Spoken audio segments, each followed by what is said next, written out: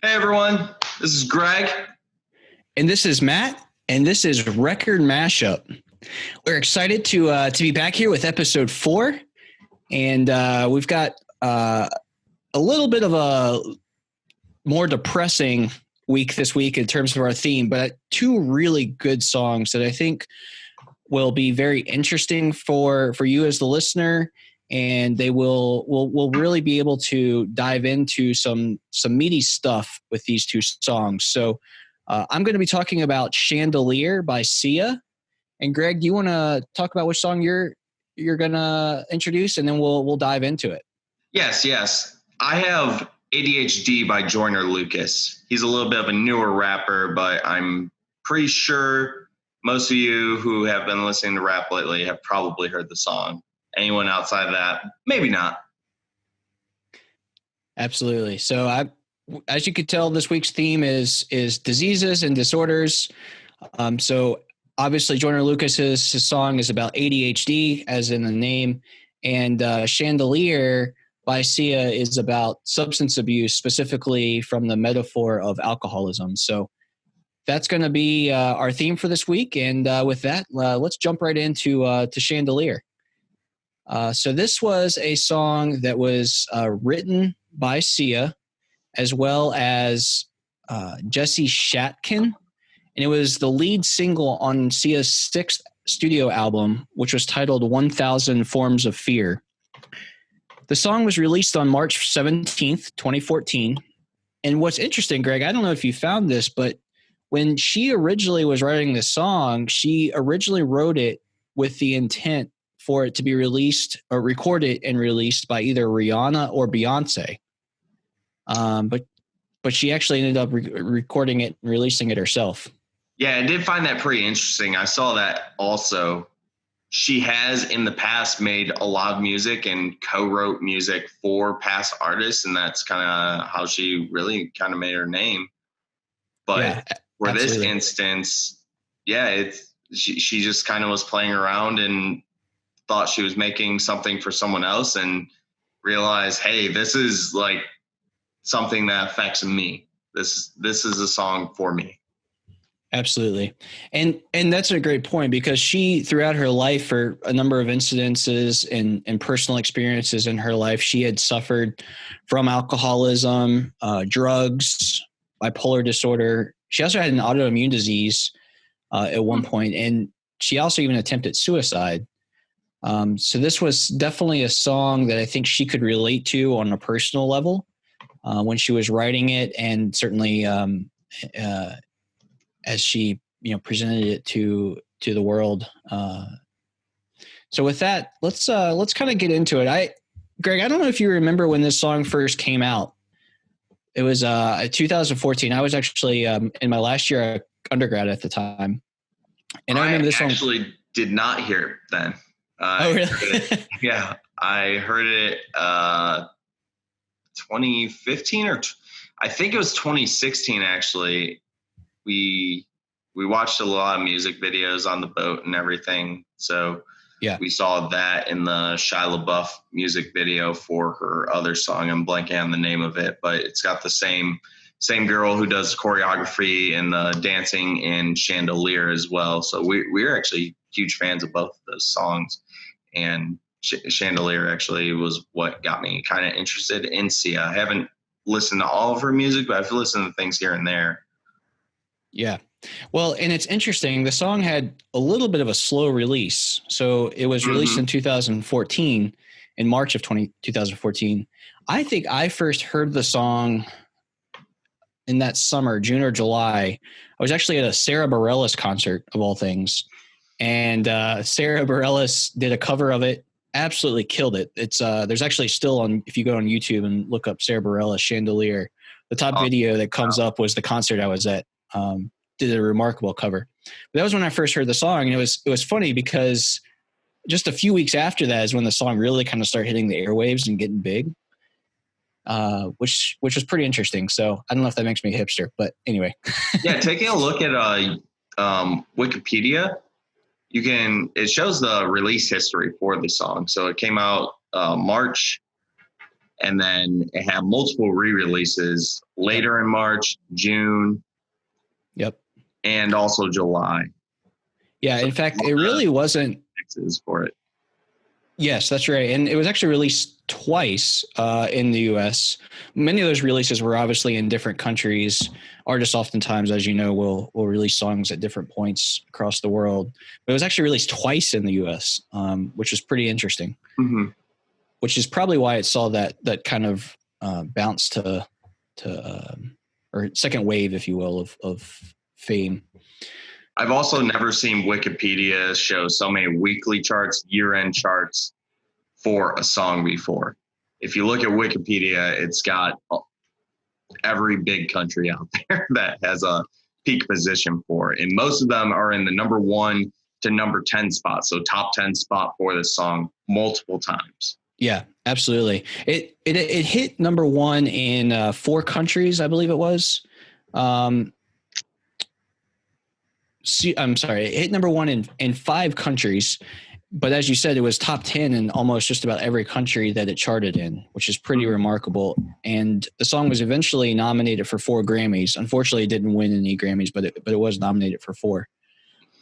In the US, it did peak at number 8. Unfortunately, it didn't hit number 1 in the US, but still, nonetheless, a really great song that had a lot of commercial success. Yeah. So this song, we've kind of said it as a precursor, really deals with substance abuse, specifically using the metaphor of alcoholism. And a lot of folks, when this song first came out, thought that it was a really upbeat song. And it's certainly understandable because the most memorable part of this song is the chorus, which is true for most songs. And the chorus, if you just listen to the chorus, it really actually kind of sounds like an uplifting song. So it's easy to understand why listeners would have that perception of the song. It's got the phrase in there in the chorus, live like tomorrow doesn't exist, which kind of goes back to one of our earlier themes in our podcast about this idea of you only live once. And so we need to live life to the fullest. But when you really tie in the verses to this song, that chorus suddenly starts to take on a whole other meaning. And I think that that's one of the cool things about this song is that it really can be interpreted in many different ways. But to fully understand and appreciate it, you really have to listen to it in its entirety. But before we really dive in, I just want to say, too, there's a number of variations on the interpretation of this song. So it's entirely possible that some of our listeners could interpret specific lines or even entire verses differently. But as we go through this, I'm going to talk a little bit about how I interpret the song. And Greg, if you have different interpretations, I think that that'd be a really great opportunity for us to discuss that. But when you do listen to this song, it's actually a really incredibly sad song. If you stop and listen to the lyrics, it's clearly a song about depression and substance abuse, and it's presented from the viewpoint of a party girl. So lyrically, the song, as we've mentioned, uses alcohol, but it could easily be a metaphor for any addictive coping mechanism: alcohol, drugs, sex, etc. And the opening verse she uses the phrase, "I can't feel anything. I push it down. I push it down." She's sitting there trying to suppress her feelings, so that conveys this image of depression. And the other thing I really like about this line, push it down, not only, it's got a double meaning. So not only is she suppressing her feelings, but she's also, through the lyrics of the song, continuing to physically put more alcohol into her body as the song progresses, which is really a really great play on words that Sia does here. Then the next 2 lines, she emphasizes that she's putting on this front as a party girl. I'm the one for a good time call, phone's blowing up, ringing my doorbell. So despite her depression, she is putting on this facade that everything is okay because she's the life of the party. And then we go into the 1, 2, 3 drink, 1, 2, 3 drink line, where she's clearly knocking back drink after drink to suppress her emotions. And then we really dive into that chorus, which, as I said, is probably the most memorable section of this song. And musically, there's this huge crescendo that leads into that. But in the context, definitely big. It's a big change, I think, too, in the tone of the song from the verses to the chorus as well. Absolutely. And I think in the context of this first verse, the phrase, I'm going to live like tomorrow doesn't exist, which is a line in the chorus, it suddenly starts to take on a new meaning, right? So if she's knocking back drink after drink, and she's clearly not concerned about whether or not she even lives until the morning. And when I mentioned there's a number of different variations on this song, there are some people that actually think that this song is talking about suicide, that she's intentionally trying to drink herself to OD, to overdose. I don't personally see it that way. I think this is really just more of a song about clinical depression and someone trying to deal with that through a coping mechanism, in this case, alcoholism. But there are some folks that see it as a song about suicide. Yeah, I just see it as the like anti-party girl song. So generally you'll have a song by any artist that's your party girl or just party song in general. And this is kind of the opposite of that. Yeah, absolutely. And as we continue diving back into the chorus, as we continue with the chorus, it says that she's going to go swing from the chandelier, which again, if you're buying into the suicide line, suddenly swing from a chandelier has a very different connotation to it. That's too depressing for me to want to believe that one. I agree. I think my take on this line, and it really kind of comes back to, or goes to this next phrase where she says, "Help me, I'm holding on for dear life." And I think you're swinging from a chandelier, you're holding on for dear life. I really look at this as a call for help. She understands in this song that she is depressed. She understands that she's coping with that depression through alcoholism. And by trying to make a scene and be a party girl and swinging from the chandelier, she's saying, I need help. I need help. And that's just her way of conveying that to her friends and family. And she even acknowledges in the line, won't look down, won't open my eyes. She acknowledges that that's what she's doing, or perhaps she's saying she just doesn't care, but she understands that she's putting herself in danger, at risk through her actions. And I think, and then we move into the second verse where she says, sun is up, I'm a mess, got to get out now, got to run from this. Here comes the shame, here comes the shame. And then we jump right back into this 1, 2, 3 drink line.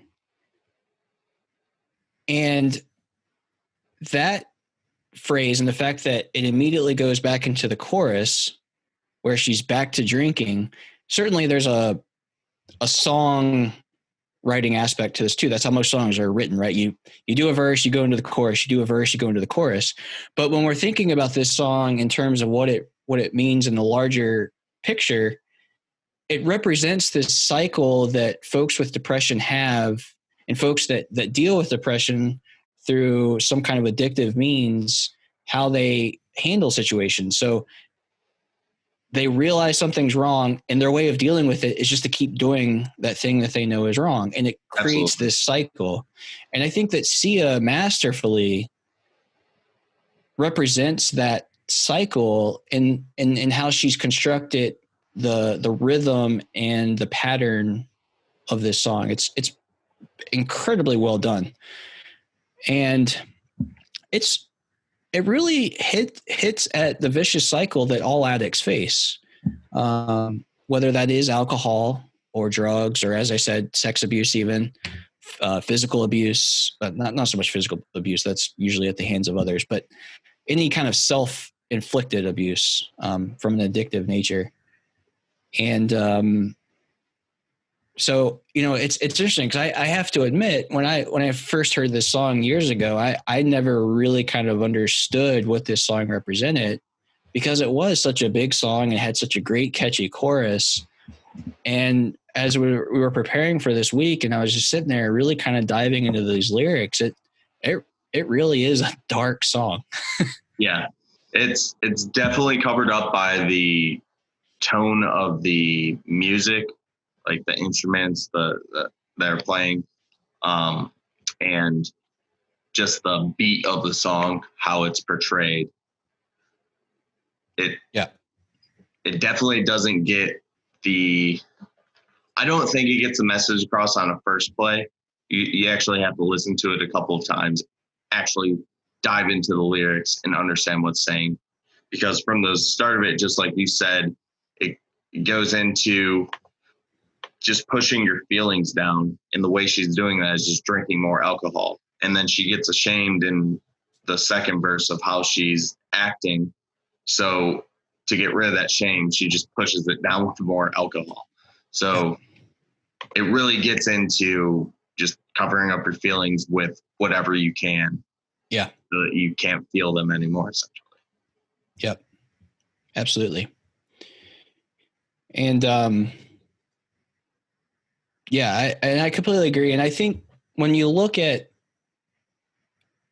how the song was then portrayed in the larger media as it was being rolled out, Sia performed this song on several shows to market the song.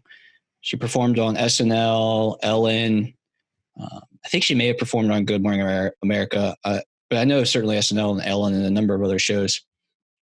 And every time she would perform this song, she would cover her face. Mm-hmm.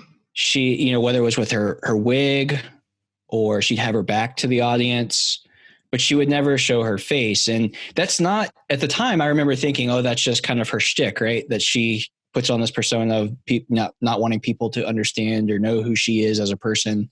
And I think there probably was some truth to that. Sia has said multiple times that she didn't necessarily want fame or any of that comes with being a celebrity. But I also think that there was a message there that ties into the nature of this song, right? Because people that suffer from depression, and well, in this case, the party girl wants to throw herself out there, and she's handling her depression by being very extroverted. But there are a number of people that handle depression by being very introverted and wanting to retreat. And I think that her persona and performing the song kind of highlighted that other aspect to depression and not wanting to show herself. And I think that that's just so masterfully done. Everything that Sia did with this song, both in the lyrics and her live performances of it, I think really kind of hit perfectly on the issues of depression and substance abuse. Mm-hmm. I agree. Definitely. 100% with that. So, that's really, that's pretty much everything lyrically. There's the song. Great. I don't know if you have any thoughts on the lyrics. Certainly the music video was incredibly successful for this song. I agree with your take on it. So everything that you said would just be me repeating what you said. Basically, I know you said that there's different ways that you can view the song possibly, but when you boil it down, it's just to either substance abuse or depression of some sort. And you hit every topic that I really wanted to cover. Yeah. And all the song too. So awesome. Absolutely. Well, you want to talk a little bit about ADHD, and then we'll talk a little bit about how the two songs kind of compare. Yeah. So ADHD, Joyner Lucas is a newer rapper. Got famous on a song with Eminem, but he's actually been making music for a while. But he came out with his album ADHD, same as the song. And throughout the album, if you listen to it, it covers a lot about him and ADHD. He mentions it on, I don't want to say every song, but at least half the songs I would say he mentions it on. But in ADHD, he actually goes into depth on how he feels. So we'll just kind of talk about this. My wife will actually be chiming in a little bit. Sorry you don't get to see her on video. I promise she's beautiful and everything like that.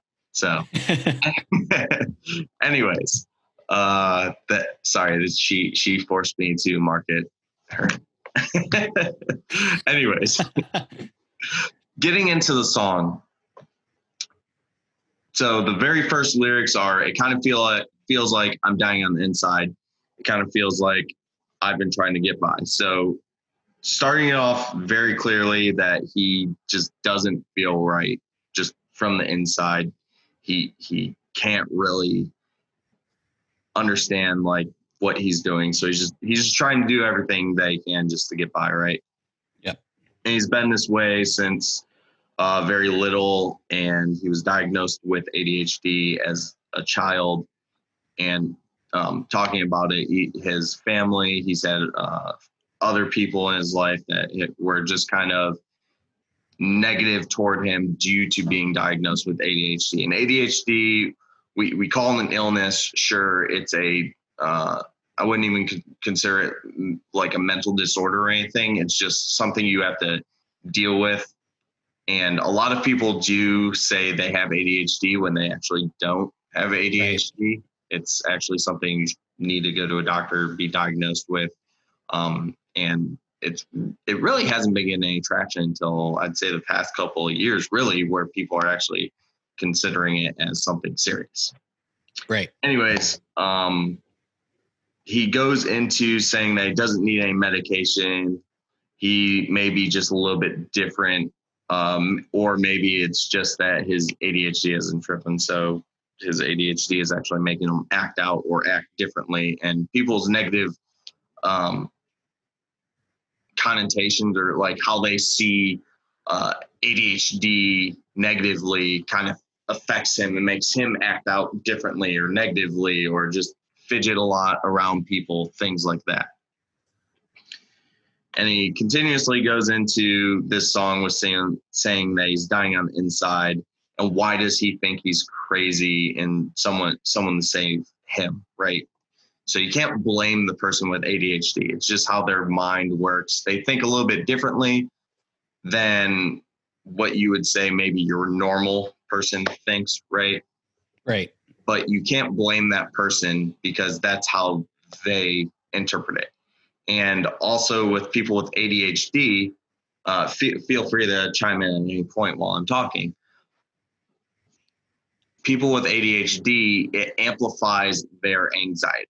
So if you have an anxious person and they have ADHD, it just makes that anxiety worse and they feel different. So with the anxiety thing, I can very much chime into that. So with ADHD, it doesn't mean that you have anxiety or depression. It is you're more likely to have anxiety or depression with ADHD. However, even if you don't have anxiety or depression with your ADHD, the medication that you take to be able to treat your ADHD is sort of you consider it an upper, so a bit like speed. So then that makes obviously everything in your body go faster. So that can cause anxiety. So with people that have been diagnosed with anxiety, depression, and ADHD, there's sort of the issue of not being on medication for ADHD. You have anxiety because you're not functioning at your fullest potential, even with medication or without medication. So you have anxiety because you can't get anything right or done without the medication. However, then you go on the medication and it actually changes your anxiety. So before you had the anxiety that you couldn't do things right or couldn't get it done, now you've got the anxiety of just not that, but completely different of now you can get things done, but you want to get everything done within the next 2 hours sort of thing. And it's just constant. So a lot of people get misdiagnosed with anxiety or just ADHD when really it can go both ways and they're not always treated appropriately. So it's just, you can be on an anti-anxiety, anti-depression with your ADHD medication. It doesn't mean it's going to take away your anxiety. It's just going to maybe calm it down. But unfortunately, with ADHD comes a lot of other mental disorders, and it's very common, and not a lot of people realize that. Yeah, so I think she said it great. Basically the rest of the song was just described by her. So that's fairly shorter than the Sia, the Chandelier overview. So going into the first verse, my mind racing, I've been paranoid, goes great into that overthinking, getting anxious about everything mentality. Right. And that's exactly what your wife was just describing is that anxiety that comes about from this disorder. Yes. And another thing with ADHD, so at least back in the 90s when I was diagnosed, I was also diagnosed in a different country from the United States, so things are a little bit different. But a lot of people think that because you have ADHD, you're going to be naturally hyper. It's not like that whatsoever. Some people can be hyper, some people cannot. But for example, when I was a teenager, I've never been a hyper person. I could sit for hours reading a book. Nowadays, however, I can't sit still to read a book or watch a show. And the hyperactivity can go with your body, but for example, with me, it's my mind. My mind never stops. I can't relax. You can ask Greg. I do not know how to relax, and him telling me to relax stresses me out so much. Don't do that. It just, relaxing stresses me out because in my mind, I've got so many lists going of what I have to do, even though it's not urgent. I know that if I don't get it done immediately, it's never going to get done sort of thing. So it's like your mind just never stops. And you never know from the moment you wake up, you have no idea what your mind's going to do for the rest of the day. It could be a day where you just can't function. It could be a day where you just need to get everything done immediately as fast as possible. Things that could take a normal person to do 7 days and you're trying to get it done in 4 hours sort of thing. And it's just, there's so many aspects to it. Like Joyner Lucas, not only in the song ADHD, but also the song Finally with Chris Brown, he talks about, failing and you can't blame me this time and all that kind of stuff. A lot of people with ADHD, we blame ourselves incredibly so much just because I think a lot of it stems, at least with me, I was diagnosed when I was in school, so I wasn't getting good grades. Not because I'm not smart, but I had no interest. And if I don't have any interest, there's nothing happening there. But teachers always blamed us because, you're not studying hard enough. You don't like math. You don't get math sort of thing. And so now in my adult life, if I do something wrong, I completely blame myself because it could be something so easy that it's just sort of like, why is this so hard for me? So I'm blaming myself constantly. If something happens to Greg, I blame myself, even though I was nowhere even near the room. It's things like that. Or if Greg has an issue with me or my boss calls me into his office, it could be that they can tell me the nicest thing in the world, but automatically my anxiety spikes because I think that they're going to tell me I did something wrong. Yeah. And I think that, Joyner Lucas hits on that, right? He talks about how, I can't tell you what I'm thinking. I don't know how to say it. Exactly. And we don't know how to process things or put things into words the same way. Right. I have a hard time. One of my things on a bad day is, and this is different with everybody, my thing is you can be talking to me and I know the words that you're telling me, but for some reason my brain is not processing this. So it takes me a good solid 10 minutes to place each word that you just told me together to give me meaning. So most people look at me like I'm like dumb or something because I'm staring at them trying to process this. And it's not because I'm staring at them, it's because I'm literally trying to remember what those words meant. Yeah. And you're probably, your mind's probably racing with where to go with the conversation, I would imagine. Yes, exactly. And if you need to give me instructions, you better write them down because I'm going to have to ask you a million times. My computer desktop is filled with Post-it notes. There's Post-it notes everywhere in my office because a calendar doesn't work for me. I have to be making lists. I constantly think about things. And I don't want to forget about things.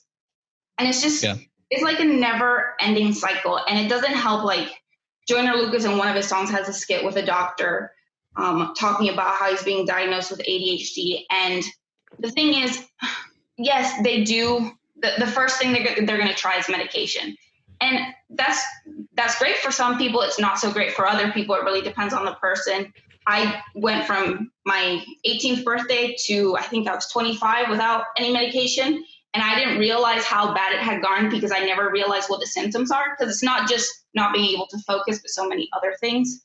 Now, a lot of doctors, they can medicate you. However, the issue is they don't teach you how to be able to deal with it or go around it, or maybe deal with all the intrusive like thoughts, paranoia, always blaming ourselves sort of thing, and trying to make us feel okay with not being able to do what neurotypical people can do in shorter amounts. I hope that makes sense. Yeah, no, absolutely.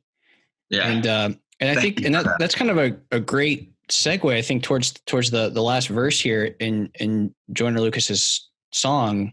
He says, "You can't blame me," right? It's not your fault. It's not, and he says earlier in the song, it's something you're born with. Yes, exactly. Yes. Yeah. And I think Joyner Lucas is, and correct me if I'm wrong here, Greg, but I think the larger point of his song and really his whole album, the ADHD album, is to bring awareness to this.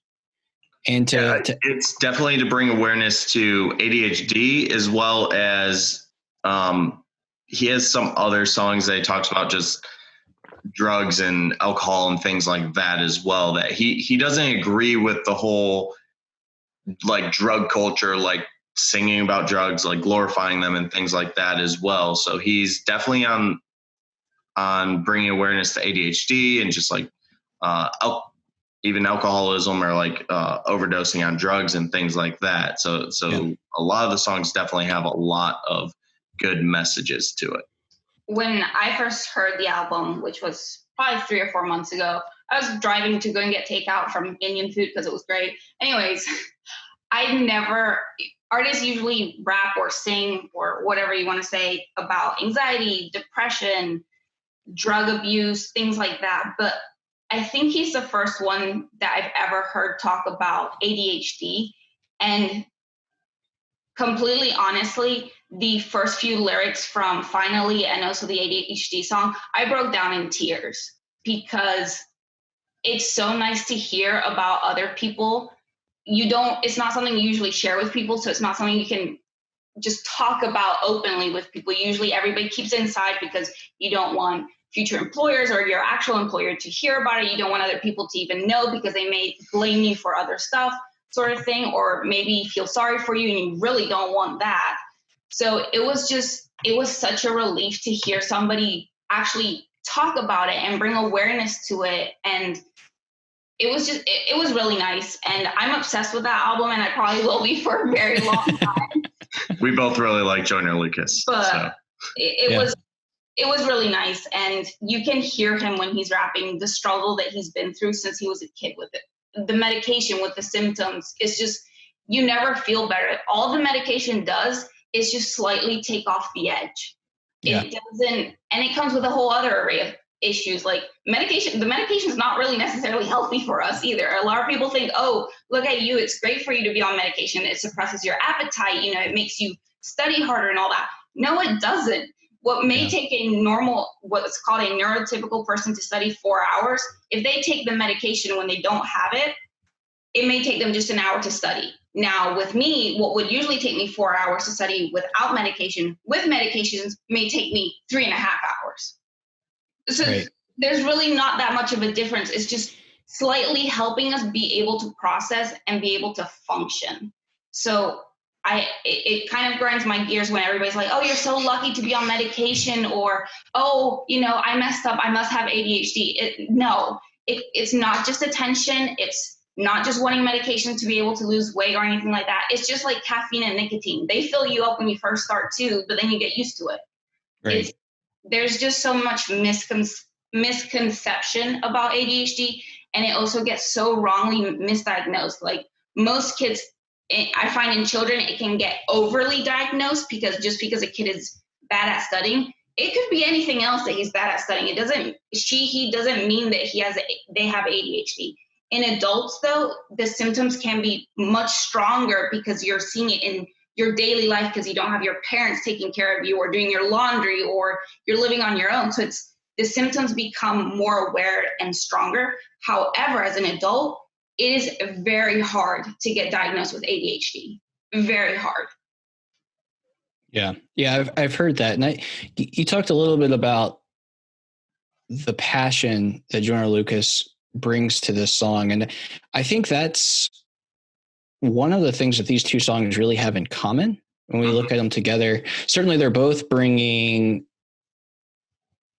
attention to their respective subject matters. But they're both singing with such passion. And I think that passion probably stems from their own personal experiences. Certainly that's true for Joyner Lucas. But I think it's also true for Sia, you know, because she suffered from alcoholism and drug addiction herself. And I think that that's what's so compelling, I think, about both these songs, and what makes them so good is that they have that personal experience to draw upon that in turn translates to passion and how they present it. Yes. The passion really brings out the emphasis on it. And then they're not really related as far as what they're talking about for the illness or disorder or whatever you want to call it. But the same message gets across that there is something that's wrong and they need help with it. And you can't necessarily blame them. You just need to help them with it, whether that's through therapy. If you need the medication to kind of help you with that, sure, take the medication too. But you can also call people, whether it's someone you know or even someone you don't know. There's always sources out there for someone to talk to. And I think, Matt, you had a source. Yes. So we just wanted to say if there is anybody listening to this that is struggling with either substance abuse or any kind of mental health disorder, there is a free national helpline that you can call. It's the Substance Abuse and Mental Health Services National Helpline. It's completely free, completely confidential, and it's available 24/7, 365 days a year. But if you do need that, you can call 1-800-662-HELP. That's 1-800-662-4357. And so if you or a family member is struggling with any of these substance abuse, or as we said, mental disorders, and there's a number of them out there, we'd encourage you to seek help, and there's people that want to help you. There's people that care. And I think that these two songs go a long way in helping to promote awareness about these issues. I agree with that. And I know this is a little bit of a longer episode, but I think the theme of the episode definitely requires that. And absolutely, it's kind of an important one. Rather than a fun one, it's more of an important one. So take it on board, everyone. Absolutely. And Greg, we appreciate your wife's help here this week. And with that, do you talk a little bit about what we're going to hit on next week? Yeah. So next week, we're going to try and go more of a fun route with this, get away from the serious topic and maybe more depressing topic and try to get into a more fun topic. So we'll be covering some one-hit wonders. They don't really have anything in common other than that they're one-hit wonders, but we'll try to make it fun and interesting for everyone to listen to. So I'm going to be covering I'm Too Sexy by Right Said Fred. Matt, what song do you have? Yeah, I'm going to talk about Spirit in the Sky by Norman Greenbaum. Yeah. So it'll be a fun week. It'll be fun talking about both of those songs. It'll just be more uplifting than this week was. Yes, but this is an episode I think you and I both were very interested in doing, and I'm thankful that we had the opportunity to do it. And again, much thanks to your wife for her insight and incredible commentary, I think, on the subject. So yes, yeah, she walked away, but she was really excited to talk about it as well in this episode. So great. All right. Well, with that, Matt, did you have anything else? No. With that, just want to thank our listeners, and if you haven't already, please hit subscribe and wherever you listen to podcasts. And if you have any questions or comments or suggestions for the show, you can reach us at recordmashup@gmail.com. All right. Thank you, everyone. Have a good one. Guys.